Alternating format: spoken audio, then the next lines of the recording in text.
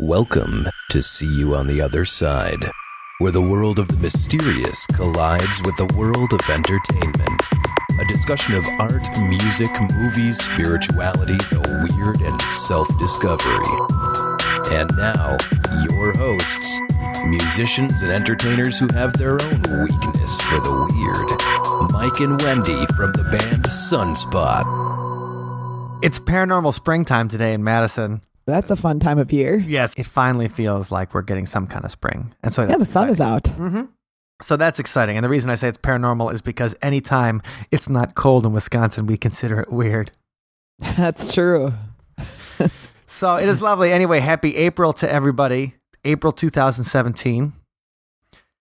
2017 already. And like I said before, a couple weeks ago when we were doing the Heaven's Gate report, the 20 years afterwards, like, it's not until you actually look at the dates of things when you start feeling old. Oh. Yeah. I know. And we're going to get to what's making us feel old this week in a minute. But first, let's do something that makes us feel young. And Wendy, what's that?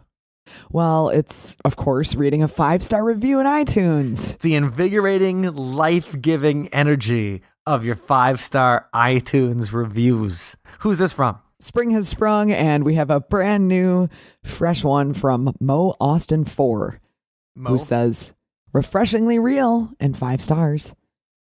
No shock and awe here, just 2 real people telling interesting stories of the paranormal and everything in between, including debunking rumors and untruthful stories told over the years.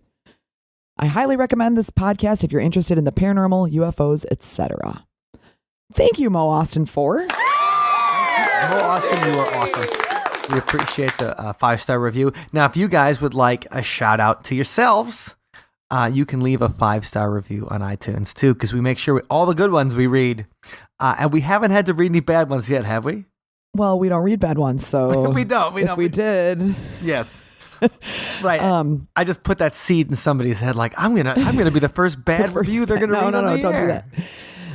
You can also, if you don't have iTunes, you can also leave us a review in Stitcher Radio or on whatever podcast site that you use.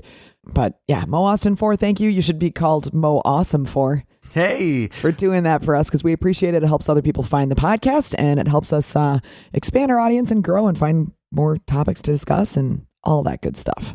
Remember when they used to call podcast software podcast catchers? Podcatchers. Yeah, they'd be like, "Oh, use whatever podcatcher you decide to use." And like, "Oh." That makes it sound like it's some kind of an alien trap. I know, like when we're gonna catch them in our pods. We're pod people, Mike. We are. I am a pod person. I use the Keurig pods every morning. Oh goodness! So I am. I do feel like a pod person most of the time. Anyway, what anniversary are we celebrating this week, Wendy? Well, it's just a couple of weeks from my trip to Arizona, and so we're celebrating an Arizona-related event, a big one for UFO lovers, and that's the Phoenix Lights. The Phoenix Lights, March 13th, 1997. It was a Thursday. All good UFO events happen on Thursdays, I think. They don't wait for the weekend to party. No, they want to go now. Yeah, the Thirsty Thursday, the aliens come down because they're not interested in Friday and Saturday. They want to party on Thursday. But, okay, so the Phoenix Lights, March 13th, 1997. Now, here's an interesting thing. I guess we need to set up the context of 1997 a little bit. Like, for some reason, I have a memory of reading about the Phoenix Lights off the Drudge Report. That's still around. Off the Drudge Report, sitting at my desk at the university when I was working for the Division of Information Technology for the university in 1997. Wow. But here's an example of why that memory isn't real. Oh, okay. March 13th, 1997, I was not working for the university yet. You fabricated a memory. I did. I completely fabricated a memory. I was working for the Badger Herald, and we didn't even... Wow. I did a couple of UFO stories for the Badger Herald, but this is not one of them. During the Heaven's Gate episode, we got into a bit about, this is obviously the same anniversary year, so yeah, that's a good episode if you want to go back and hear us, reminiscing about having brand new internet and all that side of it. But the same thing applies, of course, for this story, and that is, things were new. The web pages weren't the way they are now, and news online wasn't the way it is now. But what's interesting, in my fabrication of the memory, Yes? It's because in January of 2008, there was a similar phenomenon called the Stephenville Lights in Stephenville, Texas. So that's about 100 miles southwest of Dallas. And so people were seeing bright lights in the sky in Stephenville, Texas over a series of several days in January of 2008.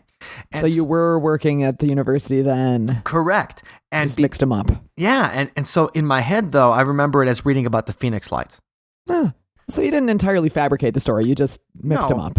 But that's the whole thing. Like when you think about eyewitness memory, and today we're going to be talking about the memory of a lot of eyewitnesses and what they saw, even though most of the people aren't looking at it from 20 years on. They're looking at it from the actual date or a few months after the date.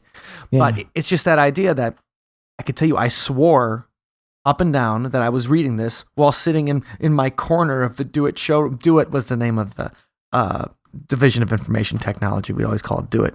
And we had certain positions we'd work at, and people would come in and I'd try to sell them computers. Back when buying computers was a big deal. Right. You needed someone to help you. Right. I guess you still do kind of in a way, but. Right. Because they have the Genius Bar and stuff like that now. Right.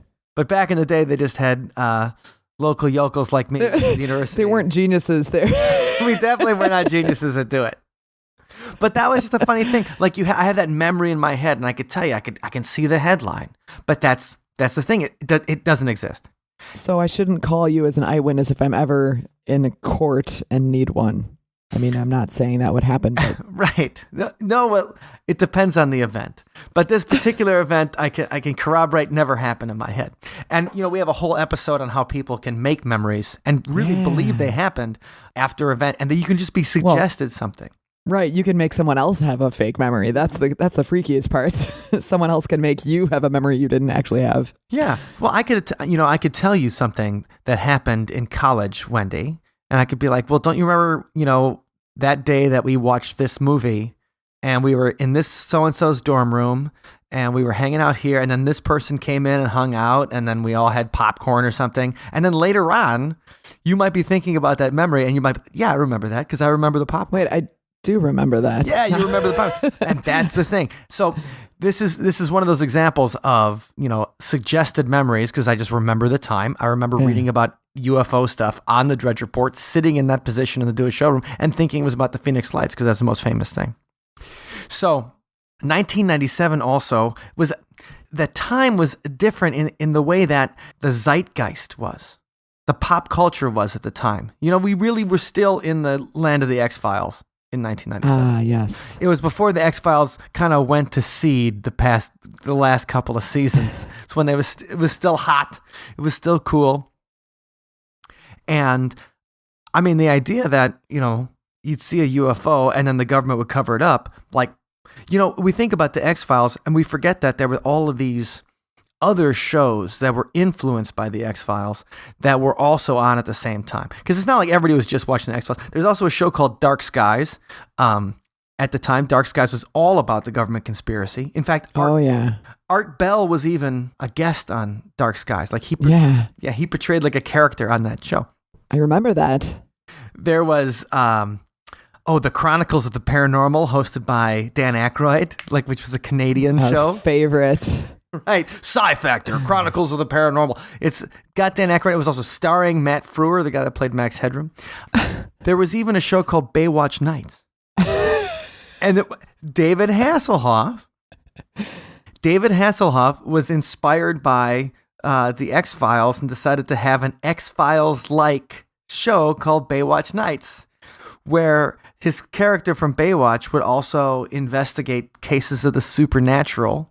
Oh, wow. I didn't realize that. In the evening. Yeah. So funny. You had Baywatch when you wanted to save women in bikinis and swimsuits and stuff like that from drowning. And then at night, he would investigate ghosts.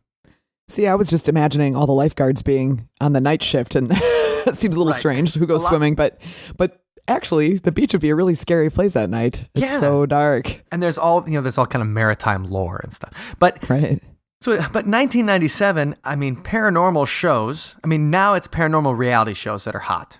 Yes. But back then it was actually UFO government conspiracy kind of things it was really hot. So the idea that, a UFO happens and then people ask the government about it, and they're going to be like, what? There was nothing up there. It was just a lens flare. 1997 is also the 50th anniversary of Roswell. Ooh. And they had a huge party in July in Roswell in July 1997 Woohoo. for the 50th anniversary. So, I mean, UFOs were in the air. Oh, Mike. I know.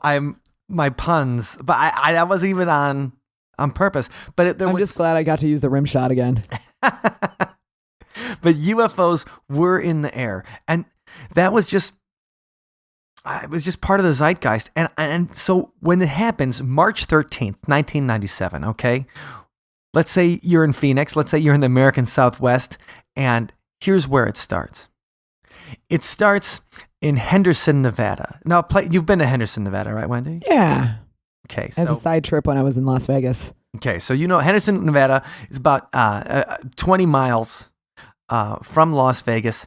It's the second largest city in Las Vegas and also known as like the second safest city in the United States. Wow, good place to go gambling. Sounds like a great place to go gambling. Sounds like a great place to visit.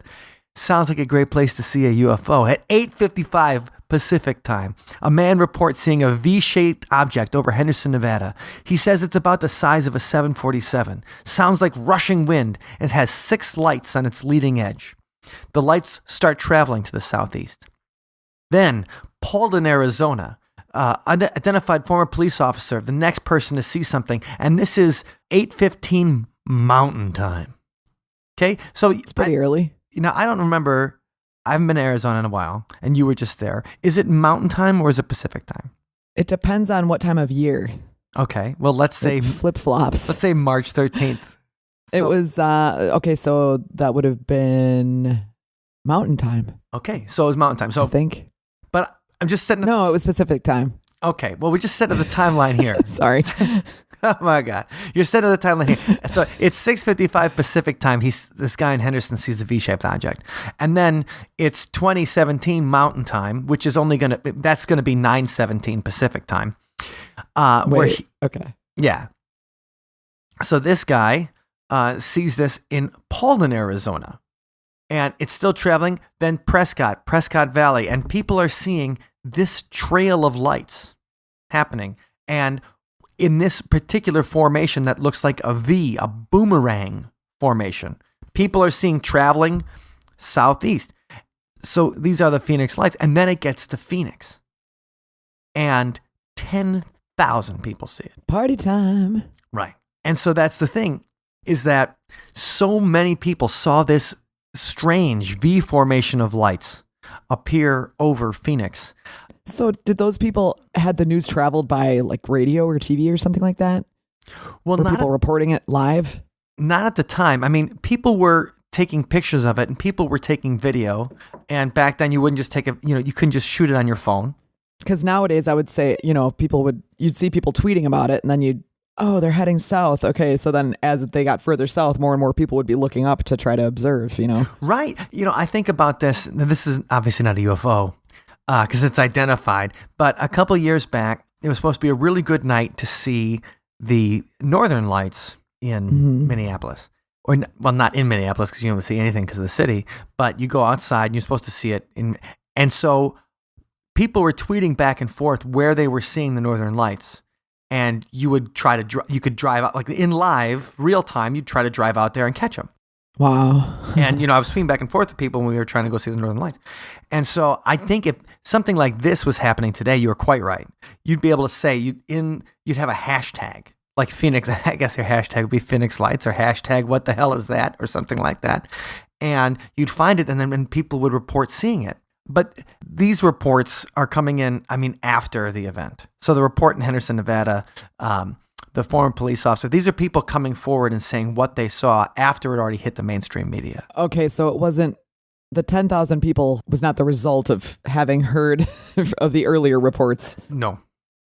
They were just outside. And the thing is, okay, now what did we talk about a couple weeks ago is we talked about Hale Bopp, and Hale Bopp was a big deal for everybody in Heaven's Gate.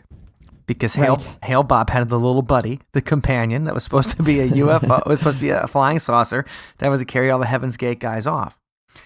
Well, people were outside to go and try to see Hale Bopp. So that's one of the reasons that so many people on March 13th, 1997. That's one of the reasons that so many people were outside in the Phoenix area, because it was clear sky and it's a perfect night if you're into stargazing. Oh, and Arizona, boy, oh boy, I can verify that it's a great place for that. Yeah, the big sky. Those deserts. So now here's the National UFO Reporting Center gets a report from Prescott, and this is a 2017 Mountain Time where they see it pass over. While doing astrophotography, I observed 5 yellow-white lights in a V formation moving slowly from the northwest across the sky, then turn almost due south and continue until out of sight. The point of the V was the direction of the movement, so if it was in the direction of the movement, think about it'd be one... Like a flock of geese. Like a flock of geese. The first 3 lights were in a fairly tight V, while 2 of the lights were further back along the lines of the legs. During the transit, one of the trailing lights moved up and joined the 3 and then dropped back to the trailing position. I estimated the 3 light V to cover about 0.5 degrees of the sky, and the whole group of 5 lights to cover about 1 degree of the sky. Okay, what does that mean? That means it's big. It's huge. And, well, that's the thing, is that when people were talking about seeing this light, they were describing it as something the size of several football fields. But it sounds like they were separate items that were traveling in a V like a flock of geese. And that's what this particular report from Prescott looks like. Yeah. And we'll talk more about that in a second. Because when they arrived in Phoenix, people were seeing the triangular formation, and they were seeing it as none of the lights moving. Oh. That it was, solid. People were reporting it as seeing a V boomerang-like UFO. Okay? And this really enters the public imagination. Like, they probably talked about it on Coast to Coast not too long after I'm it sure. happened. Well, and in the UFO circles, it made enough of a splash that it was even used with the Heaven's Gate members. Oh. That Doe was saying, see, they're coming. Yeah. He was using it as evidence beyond, the things that they were talking about, the Hale Bopp and the companion with Hale Bopp and stuff. He was using it as evidence that, hey, the UFOs are happening. Thousands of people are seeing it now, not just a few, not just a couple of cranks, but thousands. So this is getting to be big news in June of that year when it hits USA Today. And so this is what puts the image in people's heads of what this UFO is going to look like. And this is where we almost get a little problematic. Remember how I said that, I have this memory that's manufactured in my head? Yeah. Okay. So the way people describe seeing this particular UFO, now there's a few pictures of it. There's some videotape of it. And it's video too, because there's not digital video at the time. It actually was videotape. It's actually videotape that people take out their camcorders that they would record like their kids with Santa Claus and things like that. A different action in the sky. But so USA Today has a picture of a V-shaped black UFO in the sky in June of that year. And it talks about how thousands of people have seen these Phoenix lights, and it talks about the phenomenon. And this is where it kind of goes mainstream, is at this point, it's on the cover of USA Today, and USA Today did a computer-generated image recreation of it.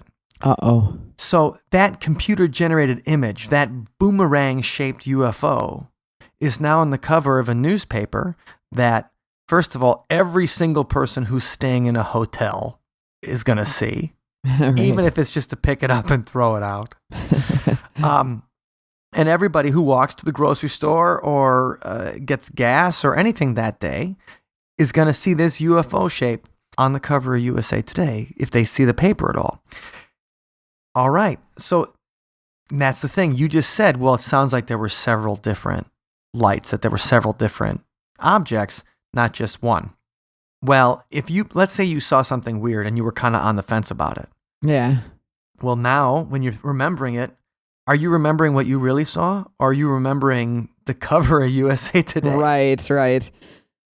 Especially when you're saying, you're on the fence and somebody says to you, oh, well, was it like this? Are you sure? Are you sure it wasn't bobbing up and down? And, like little suggestions. And then your mind just kind of goes, maybe it was. Well, and that's the thing. And we're going to have links to some of the videos and pictures. And in the past 20 years, since March 13th, 1997, there's obviously been plenty. If you look up Phoenix Lights on YouTube, you're going to see plenty of stuff about it. If you look it up, there's one particular one that I think is pretty interesting. It's a guy that took some of the video footage, and then he uses a stabilizer, and he goes slow-mo to see if any of them move. Because the official report, or not necessarily official report, because the original report was that we have no comment on it. So the government kind of said, like, people were calling the government and saying, what's going on? They're calling the Air Force Base. There's an Air Force Base near Phoenix. And they had no answer for him. And they just said, nothing to see here. Carry on, carry on. The usual thing that people say when they say that. Now, you've seen the Skeptical Inquirer before, correct? Yes, of course. Okay, that's the magazine for the Committee of Scientific Inquiry for Claims of the Paranormal. And the Skeptical Inquirer, basically, that is the particular magazine that puts the poo-poo on anything fun in the world. Party killers. Is always usually the Skeptical Inquirer. Well, they talk about how it's all, it's all in people's imaginations. What really it was that it was flares that were dropped, from a series of different fighter planes that were just doing an exercise that night. And this captain from the Maryland National Guard also says, what was the National Guard exercise? Okay, so the people were just seeing the flares. Well, that's the reason that the person was trying to make the video stabilization and to analyze the video, because he's trying to say if it was a flare, number one, why would they have been up there for so long? And number two, how come they were all perfectly aligned with each other? Okay? So people are saying, they're saying it's flares. They're saying that it's, planes in a V formation, and people were just seeing the landing lights of the planes. But now let's enter a particular doctor who the Phoenix Lights pretty much changed her life. All right? Her name is Lynn Kitai. I'm sorry if I'm not saying it right. And Dr. Lynn Kitai, she and her husband saw the Phoenix Lights on that night in 1997. And that's kind of redefined what her life has become about. Wow. All right? So she sees it. It's one of those things where she's a medical doctor. So that's her. Everybody's like, well, she can't be crazy because she's a doctor. You must trust her. Right. She's a doctor. She was able to pay attention in school for 10 years. There's no way she could be crazy. But, what's interesting, though, is just that she puts her medical career on hold to find the truth about the Phoenix Lights. She made a documentary film in the late 2000s. She wrote a book called The Phoenix Lights, A Skeptic's Discovery That We Are Not Alone. And she is leading the charge on trying to find whatever the truth could be about the Phoenix Lights. So she has a whole page on the phoenixlights.net, which it's an interesting website. It's a little new agey, like it says Phoenix Lights Network, Evolution to a New Consciousness. And so you're like, oh, okay. But she has a whole thing on debunking. Wow. What it could be. And so there's a whole thing on the myths of the lights, like what it could be. Was it lights on a moving oh, go ahead. So she's trying to rule out any of the poo-poos. That is correct. So okay. She goes through, and she really does it in her documentary. So she has a documentary in the Phoenix Lights. The whole thing's available on YouTube. I don't know if that's legal or not, but it's on YouTube, and I assume that Google is following the law. So it might not, if people hear this in their report, it might not be. But she might have put it on YouTube just so more people would watch it. Sure, okay.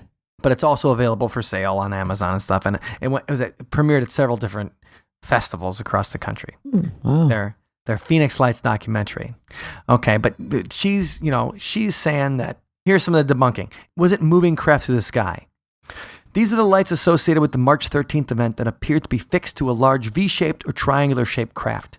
There are varying witness descriptions of different light arrays, patterns, and numbers of lights, which suggest a possibility of multiple craft, like you were saying, or a singular craft that changed as it flew across the Arizona sky.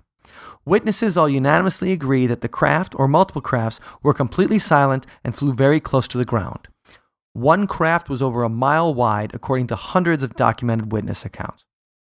So that's the debunking, that people are saying that it was that boomerang that originally appeared in USA Today. Now, I'd be like, all right, that does sound a little bit, like it does sound like it could just be, lights on those landing lights on an aircraft sound very reasonable as far as the explanation. And also, like, Mike, we've driven through the night and we've seen groups of aircraft, probably military of some sort. I don't know, but I don't remember if they were necessarily in a V formation, but you look up in the sky and you see a bunch of lights in parallel traveling. And I mean, it doesn't seem that outrageous. It doesn't seem that outrageous. But she also, now this just came out a few years ago, where she also, Freedom of Information Act, she has a document that says that all planes in Arizona at the time were grounded. All military planes were grounded. She's got the document that says on March 13th, 1997, there were no planes in the sky. Oh, okay. That's interesting. That's good evidence. Yes. So that's why she's saying she did her homework. Yeah. And, she did find this later on. And so it's after the original, Committee for the Scientific Investigation of Claims of the Paranormal, the PSYCOP. It's after their initial debunking of it. So, I mean, what does that mean? Did she make, I don't think she made it up, but there is a document that says that all the planes were grounded at the time.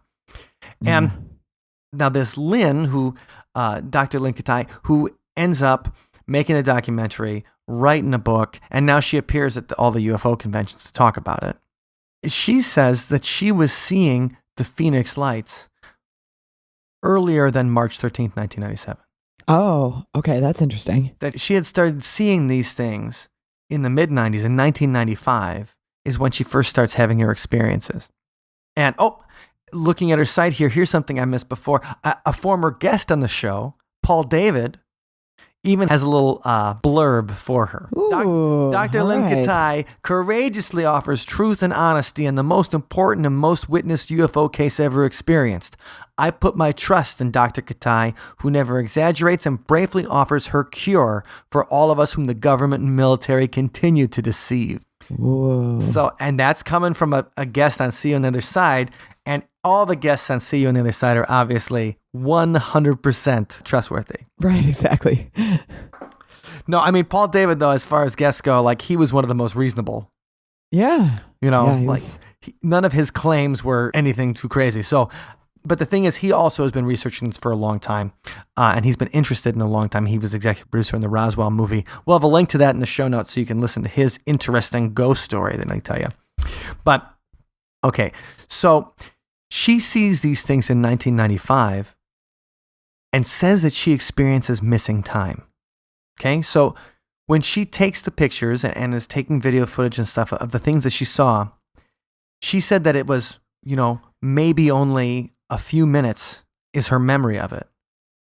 But really, that her sighting took place over a matter of hours. And what happened is she is missing time from the experience. Uh-oh. Okay. Now, where does that lead us? Because what would happen, Wendy, let's say we're in the Sunspot van, trolling along. Oh, man. And we're in the middle of nowhere, and we look at the clock, and it says 2 o'clock. And then we take a break somewhere, maybe we stop at a rest stop, and everybody gets back in the car and it says 5 o'clock. What would we think happened? The clock was wrong. The battery died or something. Right, that's the first thing we'd think. But let's say our phones verified it. We'd think we were abducted by aliens. Well, yeah, that's the next natural assumption. Right, the next thing you're always gonna be like, nope, I'm pretty sure we're abducted by aliens. So that's what she says happened to her in her initial sighting. Yeah, because if it's just one person, then you could say, maybe amnesia or some kind of maybe I passed out or something. But when all of us experienced it together. Right.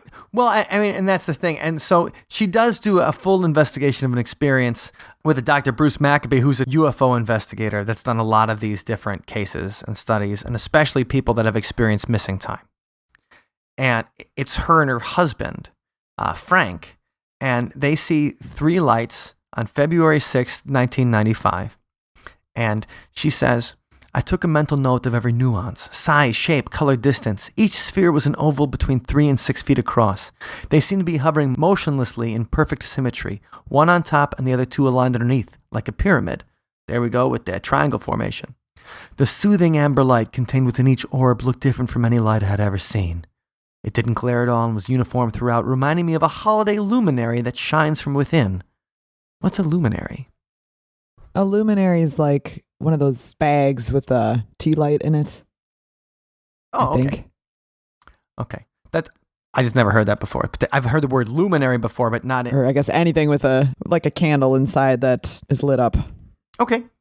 So a holiday luminary, kind of like when people put the candle, they light the candles and set them up at a wedding or something? Maybe, yeah. That would make sense. All right. Sorry, I just didn't know what that word was. It didn't glare at all and was uniform throughout, reminding me of a holiday luminary that shines from within, without the light extending beyond its edge. Frank and I were in awe, mesmerized by the extraordinary scene. Okay, so she grabs her camera and she's about to take a photo, and then it disappeared from sight. Well, in her original book published in 2004, she does not state a duration for the sighting, but the reader might logically conclude that it was many seconds to a few minutes at the most. Further investigation, 15 years later, she decides to reveal the rest of the story in her book and says that it's missing time. She was gone for several hours, what she thought was maybe a few minutes. And so what I'm trying to get at here is alien abduction. And one of the reasons we want to get at alien abduction here is because this is kind of like the next step of, what could have happened with these lights. So when you go into the actual thing of what the Phoenix lights were, you have the government explanation. Oh, it's going to be flares shot over the Barry Goldwater, military training fields that are too far away. It's the Maryland National Guard who's doing some training, and it's their 6 planes that people saw the images. Okay, all those things seem fairly reasonable, and it's a good enough explanation, I think, for a lot of the people who saw something weird that day. And even the government was going to tease it a little bit. Now, the governor of Arizona at the time, his name was, I don't know if I'm saying his name correctly, but it's Fife Symington III. So, and we'll get back to the governor in a little bit. But Governor Fife Symington III, he decides to do a press conference about the Phoenix lights. And he's like, we found out who's behind all of this. We found the culprit. And he has his chief of staff come out, and he's dressed up like an alien, like a gray.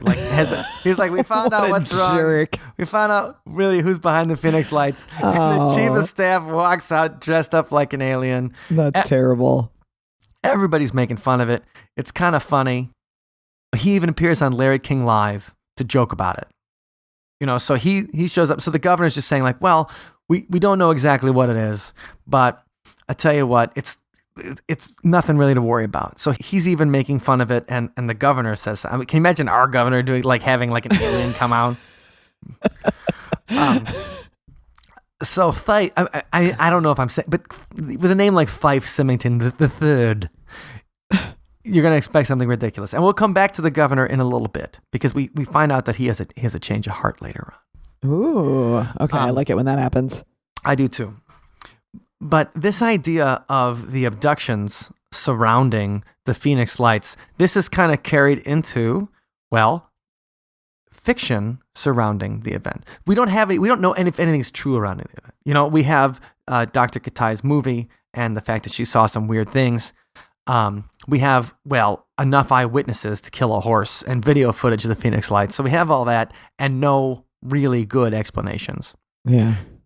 So that there's got to be a next stage around. There's got to be a conspiracy around. There's got to be something around it. And there's a new movie coming out April 21st, next week, called The Phoenix Forgotten. Yay. All right. And so it's, Ridley Scott is one of the producers. And so Ridley Scott, the famous director, he directed Alien. He directed The Martian, Blade Runner, Gladiator.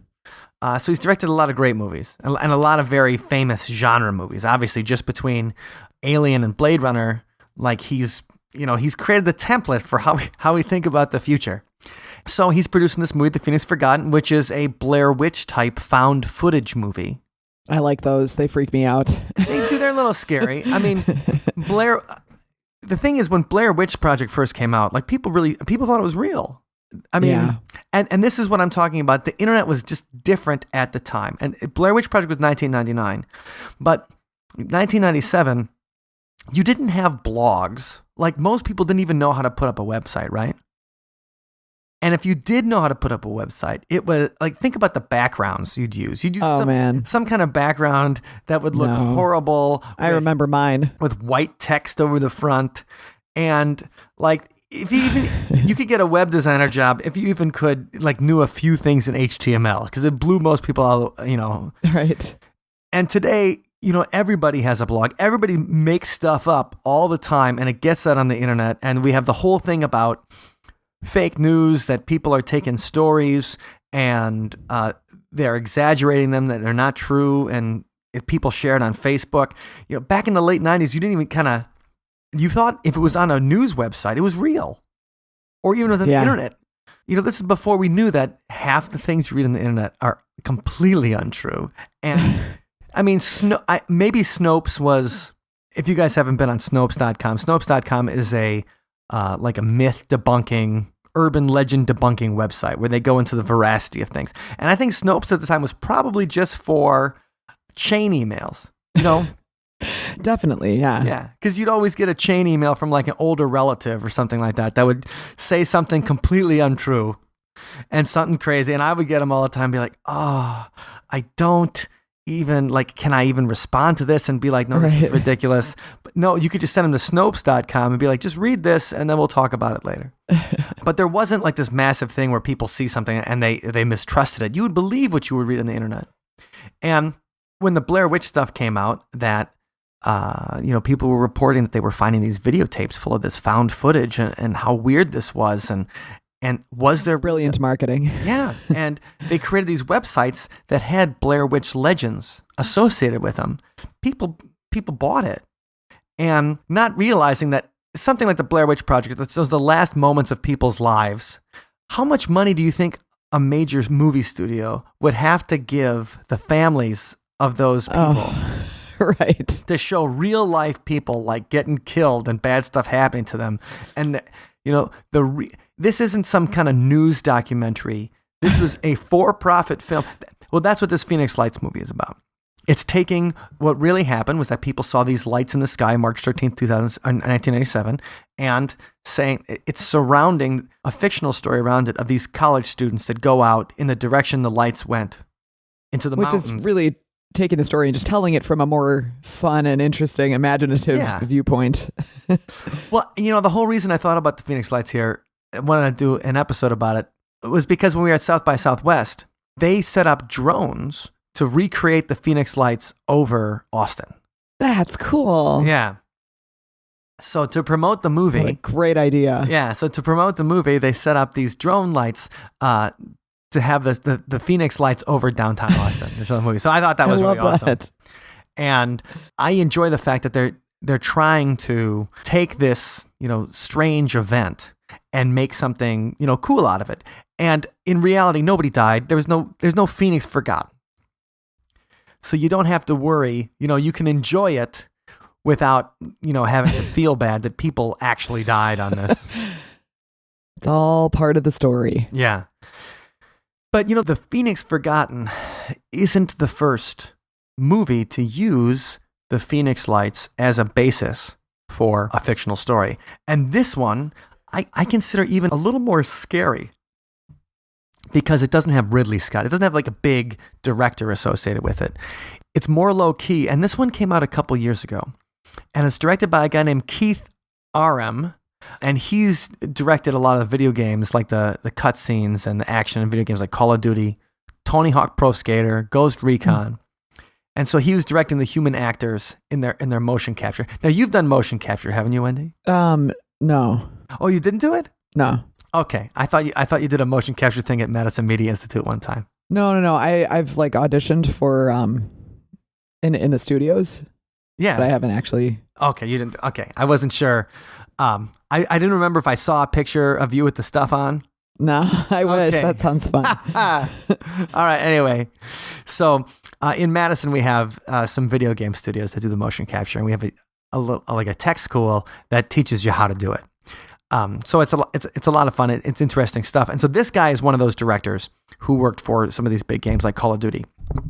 And he comes out with a movie called The Phoenix Incident. And, well, let me just let him talk about it a little bit. He says, our military was caught off guard by a peaceful flyby. My feeling is that they've been here for years and they have visited our planet many times. Phoenix was the first time that we actively engaged them, and that has provoked a more hostile relationship. We didn't want the UFO community to think that this was a hoax or in any way insulting, because I'm a believer.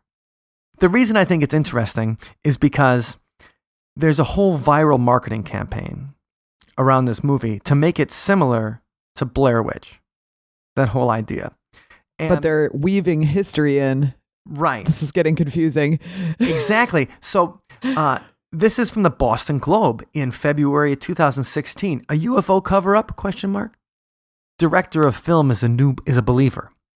So he even says, the director's talking in interviews. He's like, I really think this happened. I really think that the military was involved in a UFO cover-up of the Phoenix Lights. He says that. Then they put out this thing called the Grayson tapes, which ties a missing persons case. 4 people went missing, it says, in 1997. Okay, and let me read you a little description. 4 friends in Estrella Mountain National Park. They're off-roading the night of March 13th, 1997. That was the last night any of them were seen, and no identifiable trace has ever been found. A suspect was later arrested and thought to be connected with the disappearances. Okay, now that suspect, this is where the Grayson tapes come in. So it's videotapes of them interviewing the suspect. And the suspect in the tapes, which are all fictional, is aligned with Heaven's Gate. Okay. So what they're doing is they're taking the history of the people actually saw the Phoenix Lights. The Heaven's Gate members, they all did kill themselves. And there were people who were still aligned with Heaven's Gate, later on. That's why the website's still up. And, people think of a religion like that, but cult people killing themselves, they think of them as dangerous. So now they're mixing in these real life events with their movie, with their completely fictional movie. Oh, man. And they're putting out this stuff, these tapes, these videotapes online of the interrogation of the suspect, Grayson. And they say that the Maricopa County medical examiner claims that a bear was responsible for the killings of the disappearances of these 4 men in Estrella Mountain National Park. Says they came to the conclusion that their bone fragments were found in the area, but the results were inconclusive. The bones were never identified as belonging to any of the men. So how is it that 4 strong young men all go missing the same night, never to be seen again without a trace from a bear attack? I have a hard time believing it. This happened the same night. Just north of the park, thousands of people saw a massive UFO floating over the city of Phoenix. Here's a website with some weird info on the disappearances. You should check it out. PhoenixIncident.org. PhoenixIncident.org, not .com. Okay. Right? So they have a fake website that is designed to talk all about this. Now, what I was just reading to you isn't from the press release of the movie. It's from a conspiracy and UFO and paranormal forum called AboveTopSecret.com. So AboveTopSecret.com is where thousands of people get together and they talk about UFOs and conspiracies and everything. So this person, Quantum Gamer 1776, posts this link to this viral marketing stuff. And people respond, thank you for this post. I'm definitely going to check out this site. Somebody else, you know what? It's more likely they were abducted. I've been reading about space beings not knowing what love is, so they're interested in our planet. That's why we have to be careful of them. Those are just my thoughts. I hope these people live on in a better place. Piranha says, all these years and I didn't know about this. The Phoenix Lights and the Stephenville Lights, coming back to Stephenville, are 2 of my favorite stories. I remember when they were going across Texas, and I heard a couple of first-hand accounts from my friends. That's cool. But all of these are responses. I mean, there's 100 responses to this initial thing. Oh, goodness. And it doesn't get to hoax stuff until, a couple pages in. And people aren't realizing that this is a hoax, that this Quantum Gamer is probably the director of the movie. Right. Or an intern that they hired to their social media intern spread it around. is talking about it. And so if you do the research for like Phoenix Lights abduction, this is what you find. You find links to these things where people are talking about it like it really happened. Now, here's something else that I think is really interesting. I originally ran into this on YouTube when I was searching for more on the Phoenix Lights, and it's a guy telling this particular story just over some footage of the Phoenix Lights. But November 3rd, 2015, interestingly enough, the press release that we just read, that forum topic was November 6th, 2015. Okay. And they seem to coincide with the movie's release date of November 2015. In the UK, the movie was released in the UK first, then released in the US in March to coincide with the 18th anniversary of the lights. So this is cryptozoologynews.com. Okay? Cryptozoology News is, I read it. I'll admit, that's the kind of news we love. I read cryptozoologynews.com. You bet I do. And it's most of the stuff is just recent stories about Bigfoot. Bigfoot watched me through the window, claims Oklahoma woman. Awesome. 2 people see Bigfoot in Ohio. It's a lot of Bigfoot stuff. Dinosaur birds, some UFO things. But November 3rd, 2015, Tucson, Arizona. A man says a creature that didn't look human tried to break into his house on the same night the Phoenix Lights made their appearance in 1997. I went to bed around 10 p.m. that night and was awakened by the sound of someone attempting to open the bedroom window. He said on a report submitted to the Mutual UFO Network. The sound was like nails on a blackboard, he added.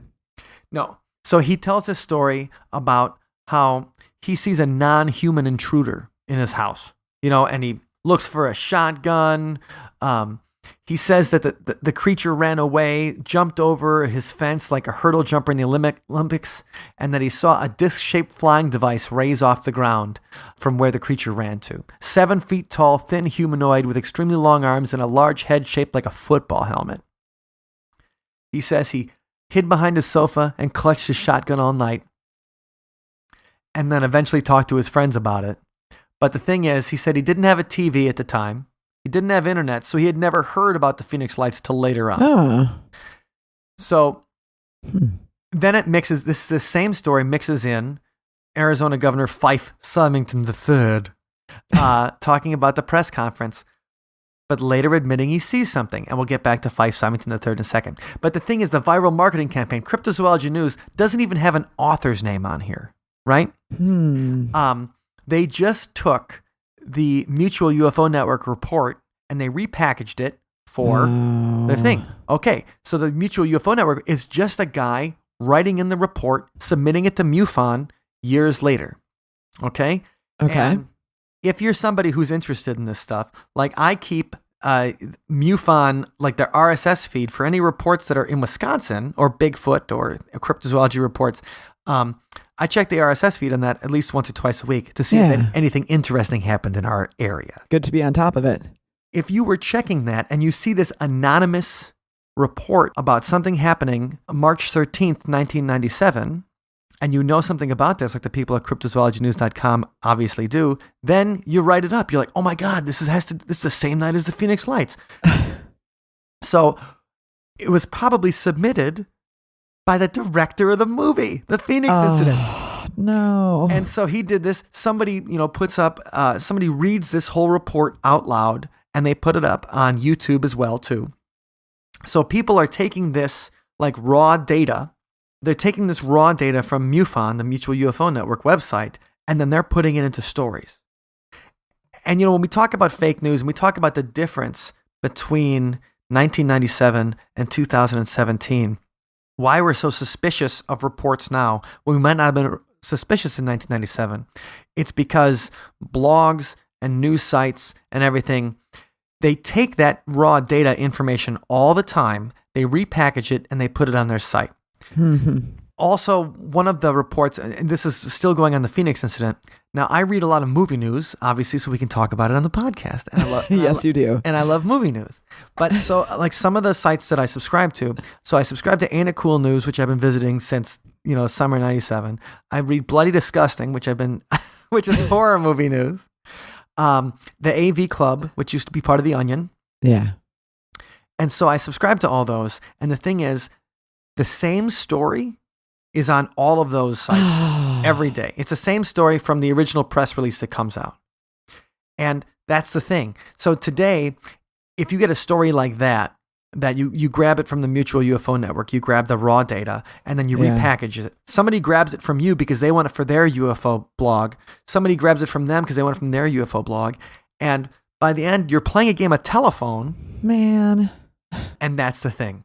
And so it's funny that even Bloody Disgusting is talking about the Phoenix incident, the movie, and they tie it into the missing abduction, the missing people, the 4 men as well. So it doesn't even mention that it's a made-up thing and 4 people never actually disappeared. It just says like, well, it's based on real events, and it's combining the events of those real abductions, the real Phoenix Lights that people saw, with a fictionalized story. And then there's the director saying, no, I believe this stuff is real. Oh, and man. Right. And then they're putting the Mutual UFO Network thing goes out there. It's on YouTube. It's on the internet. And then they put stuff on Above Top Secret. So what they're doing is and see, this isn't even some kind of government conspiracy thing where they tried to like cover their tracks or anything. This is just a bunch of movie makers. This is a studio who's just trying to make money on a film. And when you think about it, like if they can do that kind of thing and create this Phoenix incident where it's like, well, it's fictionalized, but it's based on real stuff. It's the exact same thing that Tom DeLonge from Blink-182 is doing in his new book, his Secret Machines thing. He's like, well, we're doing a fictionalized story of what I believe is real. Okay. These guys can do that for the fake stuff. If you think that somebody who's actually smart about covering their tracks can't fool us into things, I'm just saying, even in this day and age, when we have the entirety of human knowledge in our pocket at all times, just be careful whatever you read, because anyway, it could be a setup, just so you buy tickets to a movie. So I said we get back to Fife Symington III. Please do. And so when he was governor, that's when he was making fun of it. And he's like, guys, it's nothing, it's just aircraft or whatever. We don't know exactly what it is, but it's nothing to worry about. A few years later, he comes out and says, I saw it too. Yeah, the governor. Oh, that's cool. He said he saw it too. He saw the lights. He was a Vietnam pilot. So he's like, I'm a pilot, and I know just about every machine that flies. It was bigger than anything I've ever seen. It remains a great mystery. Other people saw it, responsible people. I don't know why people would ridicule it. Wait, so he saw it during the original sightings? Yeah. And he made fun of it. It was enormous and inexplicable. Who knows where it came from? A lot of people saw it, and I saw it too. It was dramatic. So how did he backpedal on making fun of it? Well, he said that he didn't want to alarm people. That he thought that if they took it too seriously, people in Phoenix would freak out. Okay. He said it couldn't have been flares because it was too symmetrical. It had a geometric outline, a constant shape. So what's funny is that, he went from, when he was governor, making fun of it, to actually saying, nope, he saw it. And I watched a whole bunch of interviews with him today. And he was on Larry King Live talking about it. He was at a UFO press conference at the National Press Club in Washington, D.C. He's been interviewed in several different documentaries now. He organized a panel of witnesses for the Larry King show. So he comes from making fun of it to now being really into it.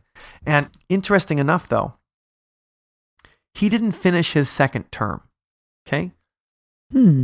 So the Grand Canyon National Park was shut down in 1995 because of a federal budget impasse.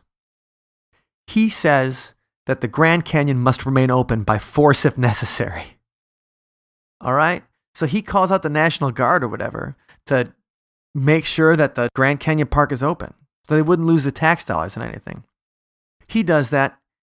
He's later indicted on 21 federal counts of extortion, making false financial statements, and bank fraud. He's convicted of 7 counts of September 4th, 1997. So this is 6 months, or less than 6 months after the Phoenix Lights are seen. He's charged, and he's got to resign. All right? Wow. Eventually, the conviction is overturned, but he still resigns in disgrace. So is he now backpedaling on this because he wants to be remembered as the UFO governor versus the extortion governor? I just wonder if, the politics had something to do with him all of a sudden making an about face and coming around and saying that, yeah, I saw something too, and it definitely wasn't aircraft, and it definitely wasn't flares. Yeah. Now, what could the Phoenix Lights have been? I mean, a whole physicist goes into what the V formation is.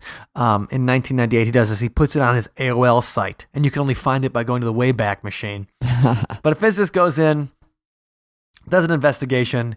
He says it's going to be flares or it's going to be planes. It's the same thing that the government's saying. It's going to be flares or it's going to be planes. Easy. But we still don't really have a, explanation of what it is for sure. Because the thing is, the government could have come out and said, like, oh yeah, this was just, we had flights going out that particular night. Here's the flight records. Here, I mean, everything from because they went right through the main area. They were being seen by the Phoenix flight controllers, the air traffic controllers, but they didn't show up on the air traffic control.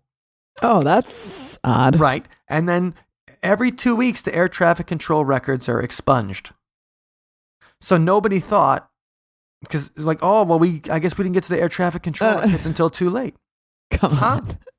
Right. That's the whole thing. That's the whole thing. If it was actually some kind of extraterrestrial, it kind of does make sense that it would be like a drive-by hello, because otherwise, why would they put lights on? If they're trying to be sneaky or something, you wouldn't just fly over the clearly most populated areas. Yeah. And you would just see, like let's say you're just coming by to see what it's like Earth's all about. And then they see something, maybe they look down, they're like, oh, it kind of looks hot down here or whatever. It's a desert. Like, maybe let's move on to the next area. This looks like home. Right. The next planet might be a little more exciting. But the kind of thing is, they really could just come out and say, like, here are the flight records from that exact night. It's nothing. Guys, don't worry about it. Right. But they don't. And I think the reason they don't is because, number one, it makes our enemies think that we have secret aircraft. It makes sure. If they don't buy the UFO thing, let's say you're whoever our enemies, the United States enemies are today, whoever would care about that. I guess it's Russia again. So now the Russians again, right. They don't buy the UFO thing, so they're thinking, oh man, the U.S. has a plane. I try to do some kind of accent here, but my Russian Boris accent isn't very good. Say, that the U.S. has a spy plane that's a mile long. Like, all of it, like, where'd they get that technology? They got a spy plane that's a mile long. That's how did crazy. we not spot that? Yeah. All that kind of thing. It's just like when Tom DeLonge comes out, and he just had an interview in Rolling Stone this week. I just read it today. And I'd love to get Tom DeLonge in the show just to hear him. I'd like to hear a couple of Blink-182 like road stories too, but also his UFO stuff. And so we'll keep bugging him. I've emailed his publicist like 3 or 4 times so far. Oh gosh, that'd be great. We can eventually get him. But just like Tom DeLonge's like, well, the reason we do these fictionalized things is because that's the best way we can get disclosure out. And I've talked to these people at the government, and they're telling me the truth. The aliens are here. Okay, I guess the aliens are here. For whatever reason, they want him to believe the aliens are here. Yeah. And so I think that's the reason that the government doesn't say anything about it. You could dismiss it and make it just sound like it was some pedestrian, boring military thing, or you could just shut up and be like, you know what? We don't know what it was. Yeah, definitely. Who knows? And then that carries over into psychological operations. Some people were even saying that one of the conspiracy theories around the Phoenix Lights is that it was a psychological operation conducted by the Department of Defense to see how people would react. That'd be interesting. See how people would react to a mass UFO sighting. Yeah. Not just a couple people, but 10,000. It's a little dangerous, though, for an experiment. Because what if the people went crazy and started, doing irrational things? Right. What if people started killing each other? What if they had to declare martial law because people started rioting? Right. That'd be I don't know. Well, crazy. This is the same government that released a cloud of plutonium over the city of Seattle just to see what would happen. Right. So I would say that the worrying about people rioting in mass is a very fair point you make. Is the last thing on their list. So the Phoenix Lights, we still don't have an explanation, but we do have several theories about what it could be. But in the end, nothing that's satisfying to everybody as to what the Phoenix Lights could be. If you guys want to learn more about it, we have all this stuff, the details, the links to the documentary. We're going to put some links to the YouTube videos that I was talking about, links to the Phoenix incident so you can see how good their viral marketing campaign was. And we'll even have a link to the new movie, Phoenix Forgotten, in the show notes, and you can check that out because it's always fun when people make a paranormal movie based on things that really happened. Yes, and the show notes will be at othersidepodcast.com/140. 140. This week's Sunspot track takes a different tack on what the UFO was doing flying over Phoenix. Unlike the Phoenix Forgotten or the Phoenix Incident, maybe these aliens just went to Las Vegas to have a good time on a little St. Patrick's Day getaway. They partied too hard.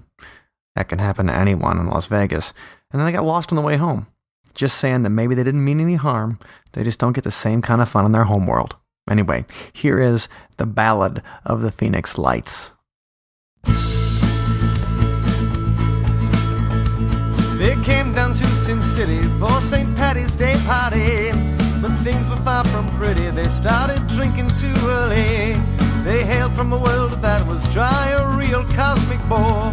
These boys just wanted to get high and maybe even score. So they hit the ship and hit the strip, didn't miss a casino. And they left a trail of wreckage from the Luxor to the Flamingo. When the aliens finally showed up, they did not come to destroy. No hellfire blaze of cosmic rays, they came here to enjoy the good life that they couldn't get on a world beyond the black. These spacemen just like to party. Are we gonna send them back? Their foreign livers couldn't process all the booze they did consume, and the MIB said they had to leave while they trashed their hotel room. They stumbled back to their ship, grabbed the wheel with one eye closed, but they took off way too fast and then got lost on the way home. They thought they set the course for their world and went southeast instead. The driver said that he was fine, but he was messed out of his head. When the aliens finally showed up, they did not come to destroy. No hellfire blaze of cosmic rays, they came here to enjoy the good life that they couldn't get on a world beyond the black. These spacemen just like to party. Are we gonna send them back? When they finally got to Phoenix, well, it made quite a scene. 10,000 people saw their lights, they knew it couldn't be a dream. Maricopa County had a Sheriff Joe, he saw the craft with his own eyes. He knew he had to pull them down in the galactic DUI. He tracked them down by the mountain range, and they didn't try to run. License and registration, he said, you boys have had your fun.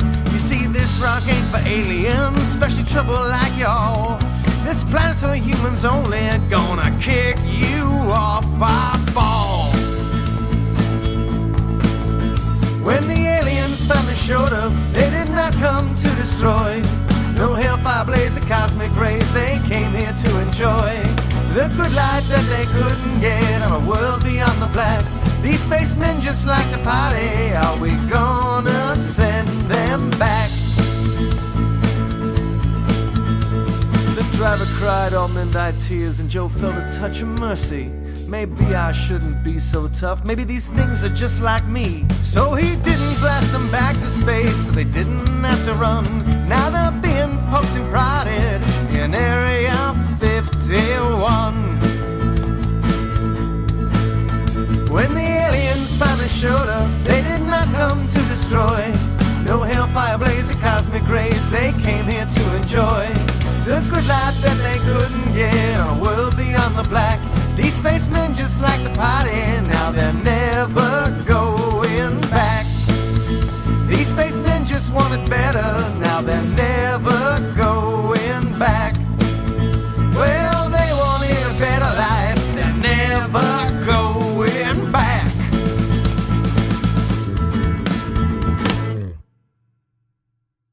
Thank you for listening to today's episode.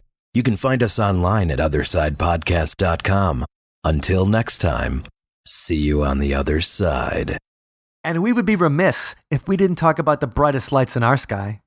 Let's not be remiss, Mike. Let's talk about those bright lights. And our own bright lights are our Patreon community, the people that decided to go deep into their hearts and pull out a couple of bucks each month and help Other Side podcast happen, to help the new songs and the podcasts and the blog posts and the videos and all the fun stuff that we do every week when we talk about weird stuff. They're keeping our lights on. That's a good point. Our bright lights are keeping our lights on. And a special thanks goes out to Dr. Ned. Dr. Ned. Doc. Thank you so much. He's at the level of the Patreon. We thank him in every episode, and you can be at that level too if you go to othersidepodcast.com/donate.